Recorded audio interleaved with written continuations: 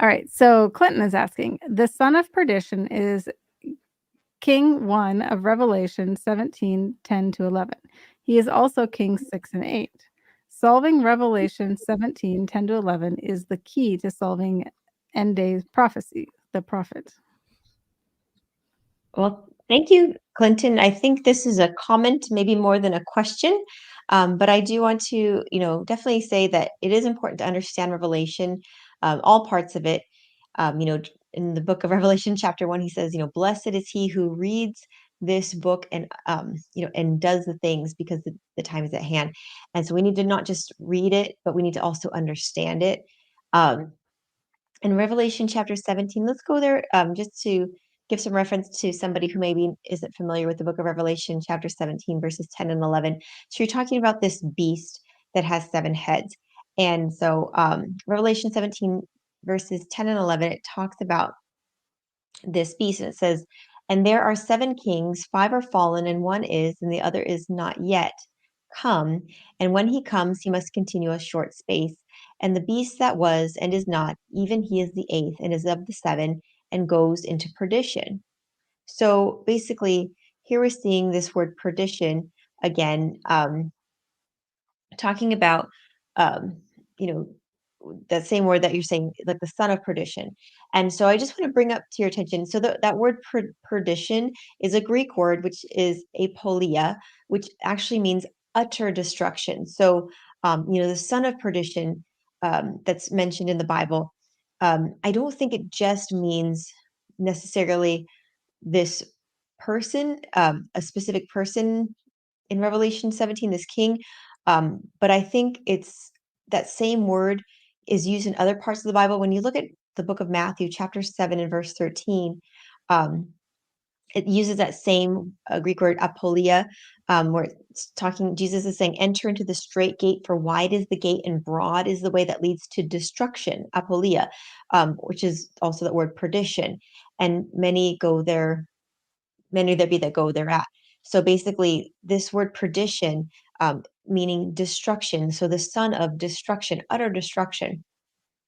So ultimately, though, my understanding is that the son of perdition is, in essence, Satan and the beast. These things mentioned in the book of Revelation, like the beast, the harlot, etc. They're his agencies. But basically, it all boils down to the son of perdition being Satan and his satanic forces. And the reason I say this is just because of an example, I think that's most clear when you look in the book of John, talking about Judas Iscariot, and Jesus actually calls Judas Iscariot the son of perdition in John chapter 17, verse 12. But Judas is not obviously that, not what Revelation 17 is talking about. I don't think Judas is at all mentioned in the book of Revelation. But it's interesting because if you look at the book of John earlier, before Jesus says this, in the book of John, chapter 13, let's look at that really quick. John chapter 13, verses 26 and 27. And it says, Jesus is speaking about, who would betray him. And, in verse 24 of John 13, Peter asks, who are you talking about? Who's going to betray you? And in verse 26, Jesus answers and he says, he it is to whom I shall give a sop when I have dipped it. And when he dipped the sop, he gave it to Judas Iscariot, the son of Simon. So here in John chapter 13, Jesus calls Judas the son of Simon. And then in verse 27, and it says, and after the sop, Satan entered into him. Satan enters Judas Iscariot. And then Jesus says to him, that thou doest, do quickly. So Jesus tells Judas Iscariot, go do what you're going to do quickly. So here we see in John chapter 13, 26, Judas Iscariot is first called the son of Simon. Then in verse 27, Satan enters into him. And then you see later Judas Iscariot, after Satan has entered into him in John chapter 17, in verse 12, it says, while I was with him in the world, Jesus is speaking, I kept them in my name, because Jesus is praying for his disciples. I kept them in your name, Those that you gave me, I have kept, and none of them is lost, but the son of perdition, that the scripture might be fulfilled. So again, Judas Iscariot is referred to as the son of perdition. He's referred to basically um, as no longer the son of Simon, but the son of perdition. He's basically called Satan in and of its, in a sense, because that's um, who has possessed him, who's taken over his being. And so, while we need to understand that the reason I go back to this as far as, talking about, who is behind, all these things. I think a lot of times people want to build up conspiracies and be like, oh, this person in the government or this person on TV is this or that. And I'm not saying that's not possible, but the essence of it all is that all these things of perdition, it all goes back to Satan and his working in different agencies. Um, as far as you know who is the real source of the problem. And I believe that this is key because when you look at the book of Revelation, it's chiastic in nature, meaning that like the beginning and the middle kind of reflect each other, and so there's kind of the climax in the middle. And then the middle revelation we see in chapter 12 is this great battle between Christ and Satan.